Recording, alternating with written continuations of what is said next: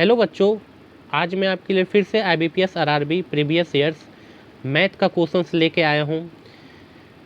इसमें मैं आपको एकदम ट्रिक से किसी भी क्वेश्चंस को कैसे सॉल्व किया जाता है ये करना सिखाऊंगा और आप एकदम इजी वे में एग्ज़ाम में इसको सॉल्व कर लेंगे, वो भी कम समय में। तो आप ये वीडियो पूरा देखिए। ये जो है पार्ट 2 वीडियो है, इसके पहले मैंने एक वीडियो अपलोड कर दिया है, उसको आप देख सकते हैं, डिस्क्रिप्शन में लिंक दिया हुआ है। तो चलिए क्वेश्चंस को सॉल्व करते हैं और एकदम आसान ट्रिक्स में बताऊंगा, सबको समझ में आ जाएगा। देखिए क्वेश्चन है, a father's age is 3 times the sum of the age of his 2 children's but 20 years hence his age will be equal to the sum of their ages then the father's age is. क्या बोला कि एक father का as जो है वो क्या है, 3 टाइम्स है किसके, sum of age of his 2 children, उसके 2 बच्चों के एज के सम का 3 टाइम्स है फादर का एज।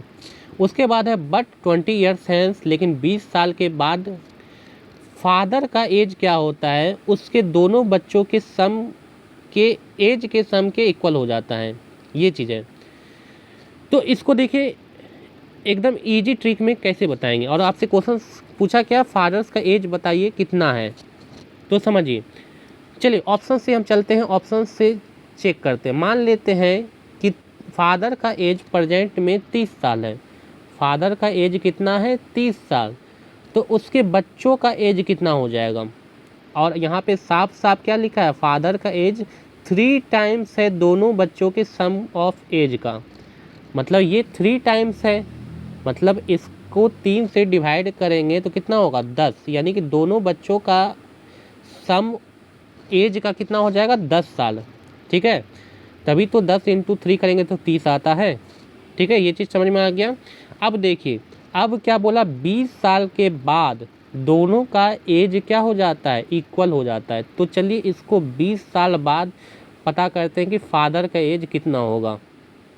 तो 30 में 20 साल ऐड कर दीजिए, कितना हो जाएगा, 50। अब यहाँ पे एक चीज़ समझिएगा, यहाँ पे 2 चिल्ड्रन है, यहाँ पे 2 चिल्ड्रंस का एज दिया हुआ है सम में। तो यहाँ पे 2 20 होगा ना, क्योंकि एक बच्चा 20 साल बढ़ेगा तो दूसरा भी 20 साल बढ़ेगा। तो टोटल मिला के कितना हो जाएगा, 20 20 40 10 50। और देखिए यहाँ पे दोनों का एज क्या हो गया, इक्वल। तो इसको सेटिस्फाइड किया कि नहीं, सेकंड जो आपका स्टेटमेंट लिखा है, will be equal of sum of the age of childrens, यानी कि फादर का एज क्या हो गया, चिल्ड्रंस के एज के इक्वल हो गया 20 साल बाद। तो यही ऑप्शन आपका सही हो गया। तो आगे आप चेक करने का ज़रूरत नहीं है, तो ऑप्शन नंबर ए इसका करेक्ट हो जाएगा। तो इस तरह से एकदम इजी वे में आप बना सकते हैं। ठीक है, अगर ट्रिक मज़ेदार लग रहा है तो वीडियो को लाइक आप ज़रूर से ज़रूर करें और चैनल को सब्सक्राइब ज़रूर कर लें, ताकि आपको इसी तरह का ट्रिक्स हमेशा मिलता रहे। ठीक है, चलिए नेक्स्ट क्वेश्चन पे चलते हैं। देखिए नेक्स्ट क्वेश्चन है, a sum was put at simple interest at a certain rate for 3 years. Had it been put at 1% higher rate, it would have fetched rupees 5100 more. The sum is। देखिए ये simple interest का question है। Question में क्या बोला कि जब किसी सम यानी कि प्रिंसिपल को किसी सिंपल इंटरेस्ट पर 3 साल के लिए रखते हैं, ठीक है, और उसके बाद क्या बोला कि अगर रेट में 1% का हम बढ़ा दें, यानी कि यहाँ पे रेट मान लेते R% है, ठीक है, और यहाँ पे क्या किया, R+1% बढ़ा दिया। तो रेट बढ़ाने से क्या हुआ कि 5100 रुपये उसको ज़्यादा मिला। तो बताइए सम कितना, यानी कि प्रिंसिपल ये जो था ये कितना जमा किया। तो देखिए कितना अच्छा क्वेश्चन है, इसको ट्रिक से आप कैसे बनाएंगे समझिएगा। 5100 रुपये उसको ज़्यादा क्यों मिला, क्योंकि 1% रेट बढ़ गया। ये जो रेट बढ़ा ये तो 1 साल के लिए बढ़ा, 1 ईयर के लिए, लेकिन सिंपल इंटरेस्ट जो है वो कितने साल के लिए जमा कर रहा है, 3 साल के लिए। तो 1 साल के लिए रेट 1% बढ़ा, तो 3 साल के लिए कितना बढ़ेगा, मल्टीप्लाई कर दीजिए इस दोनों को, तो 3%। यानी कि इसी 3% के कारण जो है उसको 5100 रुपये ज़्यादा मिल रहा है। तो ये दोनों इक्वल हो गया। ठीक है। तो बोला सम, सम हमेशा याद रखिएगा, सम हमेशा 100% होता है। तो 3% 5100 है, तो 3 से इसको कट कर दीजिए, ये 1700 हो गया। तो 3% जो है कट होके 1% इक्वल टू कितना हो गया, 1700। 1% का वैल्यू 1700 है, तो 100% का वैल्यू कितना हो जाएगा, 17 पे 4 जीरो ना, 1700 यहाँ है और 2 जीरो यहाँ से आके यहाँ पे बैठ गया ये चीज़। तो 17 पे 4 जीरो, ये आंसर राइट होगा। कहाँ पे है देखते हैं, तो ऑप्शन नंबर ए में दिख रहा है आपको, देख लीजिए ऑप्शन नंबर ए में आपको दिख रहा है 17 पे 4 जीरो है ना, तो ये आपका करेक्ट हो जाएगा। ठीक है, तो समझ में आ गया। तो चलिए नेक्स्ट क्वेश्चन पे चलते हैं, नेक्स्ट क्वेश्चन को देखते हैं क्या है। चलिए नेक्स्ट क्वेश्चन है कि from among 36 teachers in a school 1 principal and 1 vice principal are to be appointed, in how many ways can this be done. Question बड़ा मज़ेदार है और ये क्वेश्चन जो है परमुटेशंस का क्वेश्चन है। 36 टीचर में से एक प्रिंसिपल और एक वाइस प्रिंसिपल को अपॉइंट करना है, यानी कि चुनना है। तो कितने तरीके से चुन सकते हैं इस 36 टीचर्स को। ठीक है, तो समझिए कितना टीचर्स में हमको चुनना है, 36 में कितना को चुनना है, कितने आदमी को, एक प्रिंसिपल होना चाहिए, एक वाइस प्रिंसिपल, मतलब 2 को। बस इसको सॉल्व कर दीजिए। इसको सॉल्व करने तो आप जानते हैं 36 और नीचे कितना हो जाएगा, 36 माइनस 2 34। ठीक है, ये कितना हो जाएगा, 36 इंटू 35 हो जाएगा। ठीक है, क्योंकि इधर आपका 34 जब आएगा तो नीचे 34 से कट हो जाएगा। तो इस दोनों को सिर्फ मल्टीप्लाई कर दीजिए। 36 इंटू 35 जब आप करेंगे तो आपका आंसर आ जाएगा 1260। ऑप्शन नंबर ए इसका करेक्ट हो जाएगा। ठीक है, चलिए ये भी समझ में आ गया होगा आशा करते हैं। नेक्स्ट क्वेश्चन पे चलते हैं, क्वेश्चन नंबर 49। देखिए क्वेश्चन नंबर 49 क्या है, इसको समझते हैं। देखिए क्वेश्चन नंबर 49 क्या है कि a card is drawn at random from a well shuffled pack of 52 cards, what is the probability of getting a 2 of hearts और ए 2 डायमंड्स। तो देखिए इसको, देखिए क्या बोला, ये कार्ड का क्वेश्चन है। कार्ड का क्वेश्चन में आपको पता है जो ताश का पत्ता होता है कितना होता है, 52 होता है। इस ताश के पत्ते में हर्ट्स कितना होता है, तो याद रखना है हमेशा कि हर्ट्स कितना होता है, 13 हर्ट्स होता है। और डायमंड्स कितना होता है, ये भी 13 होता है।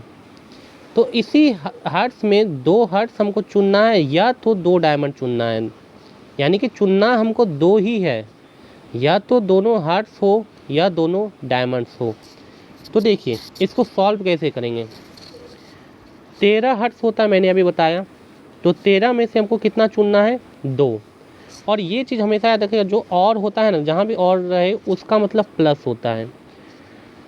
तो फिर क्या है, 2 डायमंड, तो 13 डायमंड होता है, 13 में हमको कितना चुनना है, सिर्फ और सिर्फ 2 डिवाइड, टोटल कितना कार्ड्स होता है, 52।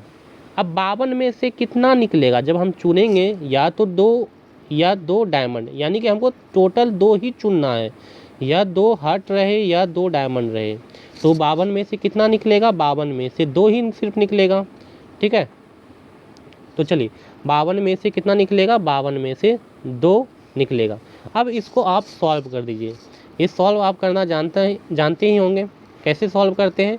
तो देखिए यहाँ पे इसको सॉल्व कैसे करेंगे, यहाँ पे लिखेंगे 13 और 13 में ये जो है इसको माइनस कीजिए, कितना होगा, 13 में 2 जब माइनस कीजिएगा तो होगा 11, लेकिन आपको यहाँ पे लिखना है 12। ऐसा देखिए पहले मैं आपको बता देता हूँ इसको सॉल्व कैसे करते हैं। ये कॉम्बिनेशन है, ठीक है। देखिए जो 13C2 है ना, ये सॉल्व इस तरह से होता है, फैक्टोरियल 13 और नीचे लिखेंगे फैक्टोरियल 13 माइनस 2 कितना हो जाएगा, 11, और फिर फैक्टोरियल ये वाला 2। ठीक है, ये चीज़ लिखते हैं। अब फिर इसको देखिए, इसको सॉल्व कैसे करते हैं, मैं सॉल्व करने सिर्फ बताता हूँ। 13 लिखेंगे, फिर लिखेंगे 12, फिर फैक्टोरियल 11। ठीक है, क्योंकि नीचे फैक्टोरियल 11 है इसलिए मैंने यहाँ पे फैक्टोरियल 11 लिखा, क्योंकि ये कट जाए। और फैक्टोरियल 2 को क्या लिखेंगे, 2, तो ये दोनों कट जाएगा, यानी कि 13 × 12 डिवाइड बाई 2, इस तरह से ये होता है। ठीक है, चलिए मैं अब इसको फिर से बता देता हूँ। यहाँ पे कितना हुआ, 13 मल्टीप्लाई 12/2, तो ये कट हो जाएगा, कितना हो जाएगा, 13 के 78, यानी कि ये वैल्यू कितना देगा, 78। तो इसको फ्रेश में हम लिख लेते हैं यहाँ पे कि वो वैल्यू कितना देगा, 78। देखिए ये कितना दिया, 78, और ये भी सेम ही है, तो ये भी कितना देगा, 78।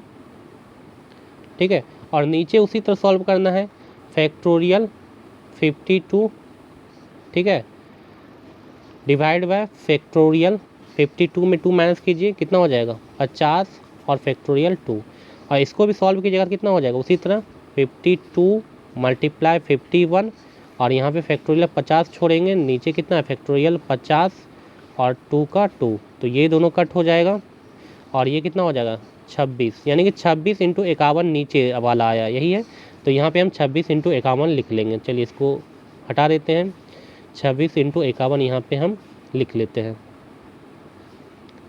तो यहाँ पे हमको लिखना है 26 इंटू 51, ठीक है।